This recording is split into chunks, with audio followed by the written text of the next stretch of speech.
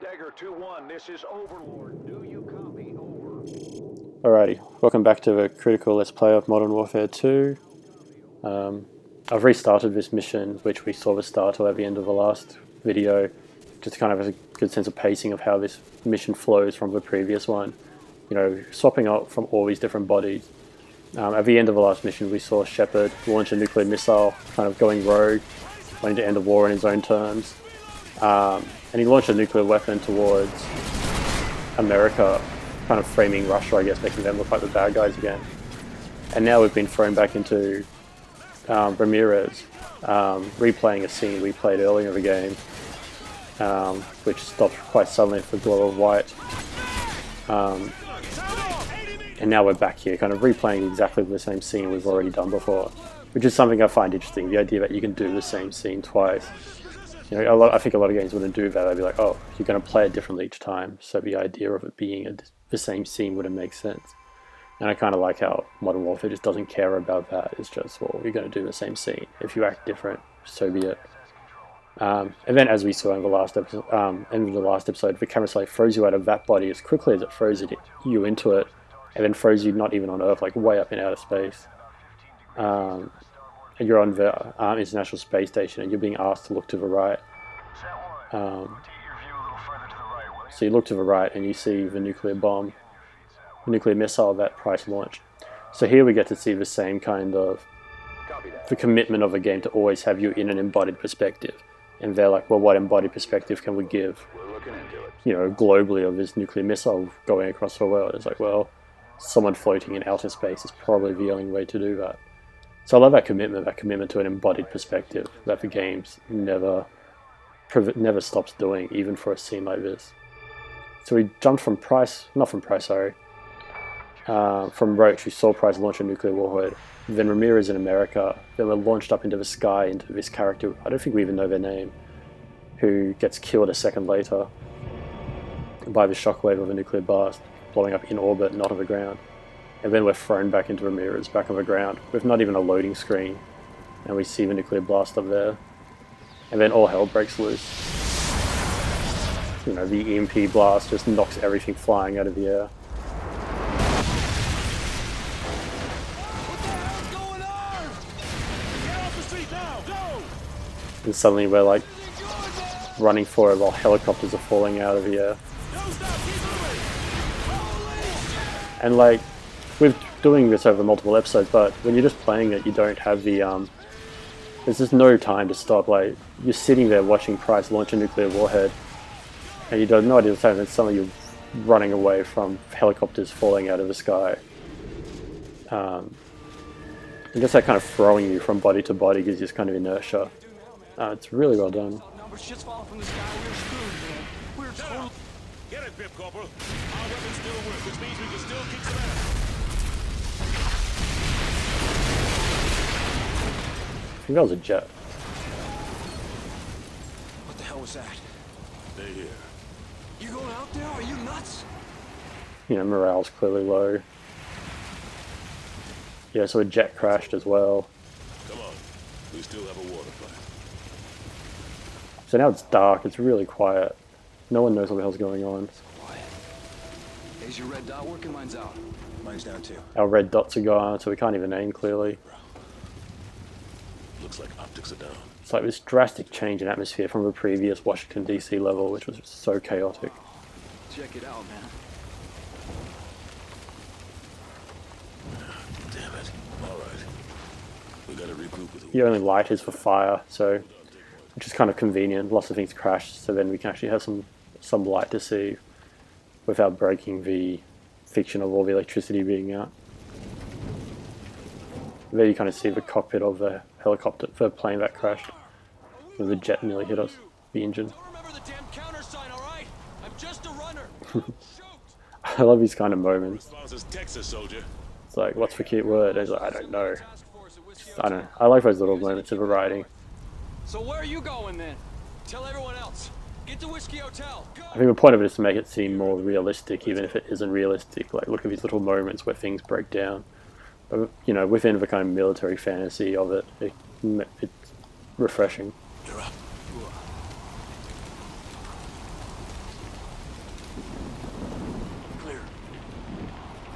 got our 6. Copy that.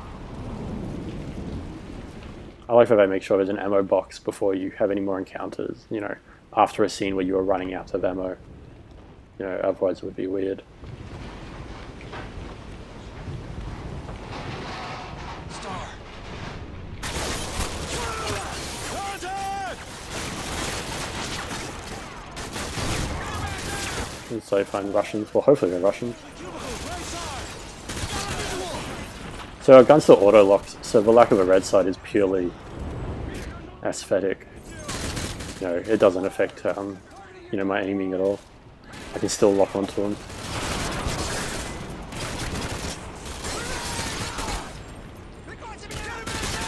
But you have this kind of quietness of action. There's like, you know, there's no oversight, there's no orders, there's just people running around and having no idea what the hell just happened.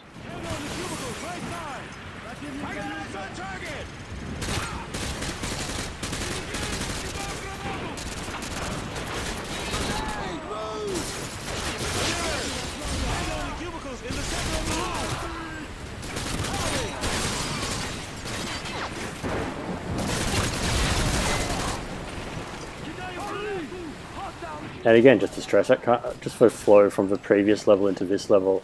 Oh no. It's just, I really appreciate it. They're dead, right? Clear. Room clear. Let's go. You know, this soldier you're with who's like clearly pretty badly shaken up. There's the Eisenhower. Whiskey Hotel's on the other side. Of course, it started raining while we were inside. Easiest way to kind of avoid having it start raining, make characters go inside a building for a while. Check the vitals. We'll cover you. It gives us some ambient sound again. Oh, he's a goner. He's a goner. Keep quiet. Got a visual on 3 tangos. Stay low. Move into position. We have these interesting, like, everybody's kind of helpless moments here where, like, these 3 Russians are just trying to, like, get into a tank. We take them by surprise and kill them. What about those guys inside? What about them? You know, we're just going to ignore the people trapped inside the tank. We got our 6. Go. And I don't know if you can hear in the video, but you can hear them right there, just kind of shouting it, muffled.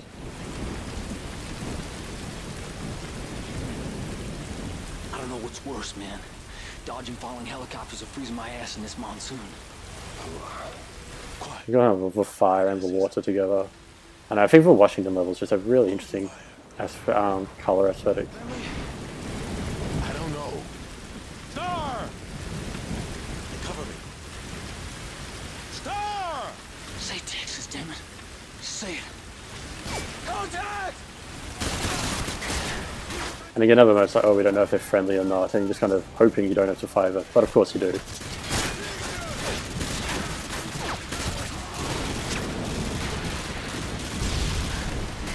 I guess kind of it's not slower pace, but the kind of quietness of this section. It allows for a bit more personality of the characters, like, you know, the chain of command's broken down a bit, you've got Corporal Dunn kind of losing his mind a bit. But also to see him just like whispering, just say Texas, damn it. You're allowed this moment of the characters actually being able to flesh out a little bit in a way the game rarely allows with this kind of constant running gunning. Street clear! We're Oscar Mike. Let's go. Where your only kind of characterization is, I've spent a lot of time with this person, therefore I feel for them. But you know, here you actually get from fairly able to talk for a while because order's broken down that little bit. Move up.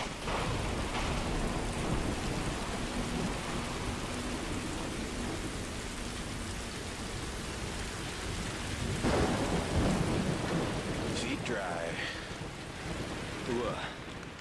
Cut the chatter. Ramirez. So we're trying to get somewhere. We're trying to. We were all told to go to Whiskey Hotel or somewhere.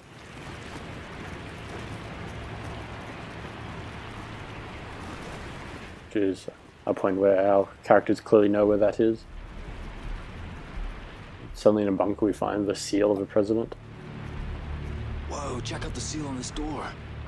I thought the president's bunker was under the West Wing. No, that's just for tourists. This must be the real thing. Open it up.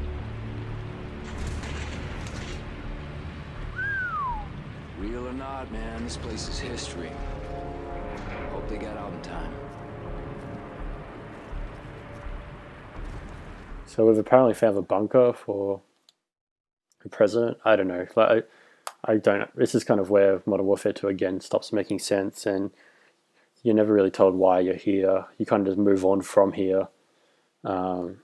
Just like the 2 VIPs early in the game, it never really goes anywhere. So a brief floating screen, probably because a whole lot of helicopters falling out of the sky probably takes a bit of work.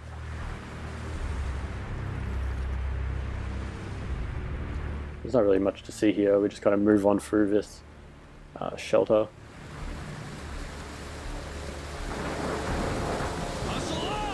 A broken presidential seal.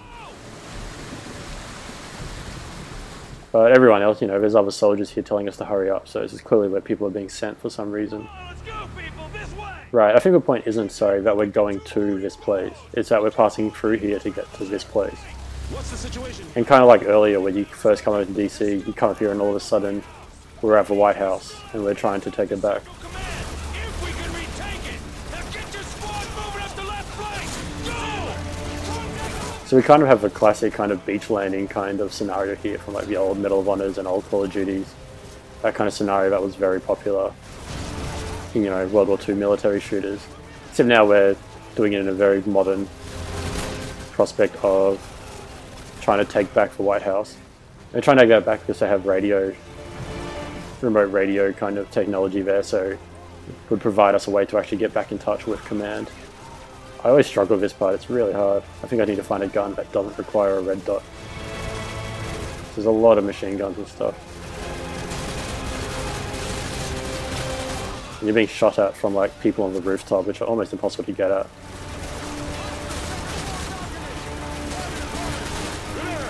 Let's go! Shit.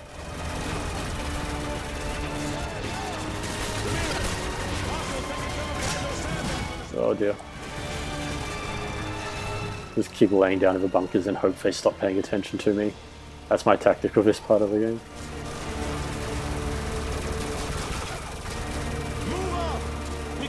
You know, music came in again as we came up from underground and saw we were at the White House. Kind of sad music because, you know, America. We need to punch through right here! Take out those machine guns! So we're going in for the West Wing. Mostly, I assume, to like allow for more kind of scenic stages, you know, spectacles as we move through the West Wing. Roger, tracking target. Because why have us and, you know, take over White House if we're not going to see all of it? Ramirez, let's go! That looks a bit better.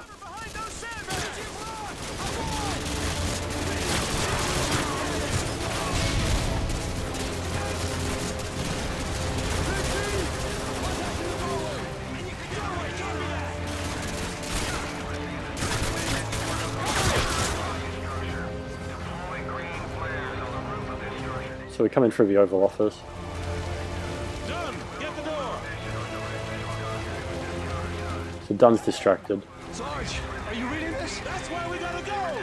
Now get the door! So the radio message that isn't in the subtitles is that the jets are gonna come through and just bomb the entire place, and you need to mark buildings with a green flare so they don't bomb buildings with friendlies in them. So we're like, shit, we got to get to the roof ASAP, or else we're just gonna flatten this entire place. So it's never really spelled out. My understanding of it is that, you know, Central Command or whatever they're called don't know exactly what's happened. They probably assume the nuke has hit or something, and that there's no one left alive here. So that wouldn't make sense, because then they wouldn't be doing bombing runs. And this radio message is just kind of looping in the background, constantly reminding you. It's like, you've got to do this or else your order's going to be bombed. And I guess more importantly, well, it's probably what it's meant to feel like. I guess as a non-American, it doesn't faze me that much. But I think it's meant to feel like, you know, we've got to save the White House, we've got to save this American building. Which kind of plays into the game's jingoism a bit as well. Which I said, you know, back when I started this second game, that it's far more jingoistic than the other two. Much more, yay, America. So even when you're much more about defending America, like, just meant to feel much more nationalistic, I think. So here it's very much about saving the White House as much as it is about saving ourselves. Oh dear. Pulling a pin out of a grenade just as a flashbang goes off is probably not the best. I also find this level really weird. I've never been to the White House myself, or Washington for that matter, but as someone who's watched almost all of the West Wing, and being quite familiar with that space, just in terms of how it's presented in that TV show, never mind other movies, moving through this space I always find super weird. Okay, I'm thinking that's a scripted event, the shotgun and the flashbang, so I need to be more careful with that. But yeah, so actually just moving through here, the first time I did it was super weird. I imagine they've tried to make the layout quite reminiscent of the actual West Wing, of the actual White House, I should say.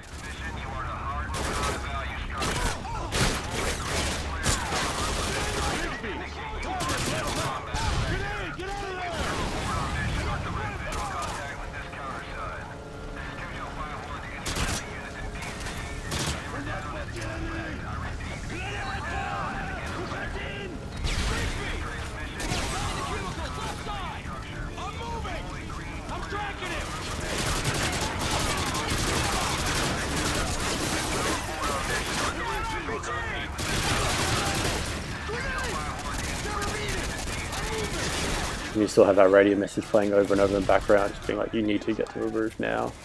They're just constantly pestering you.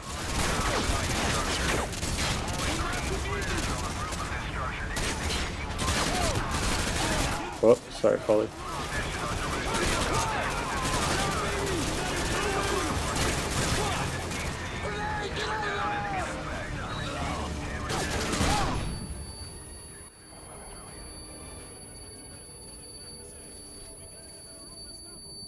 Oh. We got less than 2 minutes. Let's go. So we've got 2 minutes away from fighting the whole city unless we stop them. You know, tell them there's actually people alive here. Ooh. No, I need to get a secret item. No, too late. It's not important. Notice importantly, you don't actually have a timing yet. You do later on, but for now they don't, because I wanted to feel urgent like 2 minutes, but you know, if it's not actually 2 minutes, it's not the end of the world. You get a timer pretty soon though. Dramatic music coming in, whereas we got 1 minute left.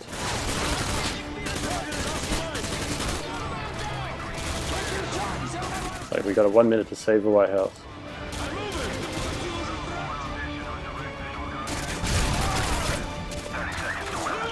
Let's go. 30 seconds. We gotta get to the roof now. Go, go. So I love it how he, like, it's really quite cinematic. He pulls out the flares and runs up, and you're just behind him. You don't. I think you play your own flares as well. And you kind of have this moment. You notice everyone else is doing it on other buildings as well. You weren't actually,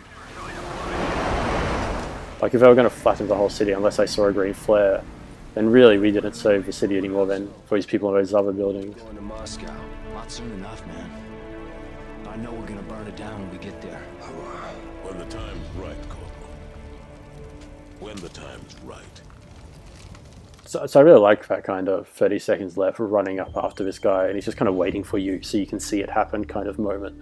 Like nothing stopping him from going up with 2 minutes left or whatever. It's been a tough week, gentlemen. But you have to get there, and then he just runs up and you follow him, and the jets fly overhead with, like, you know, they just don't drop the bombs right at the last second. It does that kind of, you know, stopping the bomb with half a second left kind of action scene cliche really well, I think. We don't kill civilians, we use precision. There's an evil man hiding in these shadows, and we're gonna bring him into the light. So that's that mission, and it's kind of like also this nice kind of Light history. moment to actually breathe from, which you haven't had since Price launched the nuke. These are the last safe havens. And then of course at the end the soldiers were like, when are we going to Russia? I'm going to burn Moscow to the ground. You're going to have that concept continued. You know, we will take revenge on them, back and forward kind of thing. We're just trying to stress that Price's plan worked, and now suddenly everyone's pissed off at Russia. I will take the boneyard in Afghanistan. Very well. We will cut off all... So now with Shepard we're trying to find Makarov, and we have two possible places he might be. Strange. Could have sworn we ended this war yesterday. Price and Soap are going to try one place, while Roach and Ghost try another place. So we're getting towards the end of this game where it all just kind of unravels something absurd. But that will be for the next episode or two. For now, I think we've seen enough for this episode. Thank you.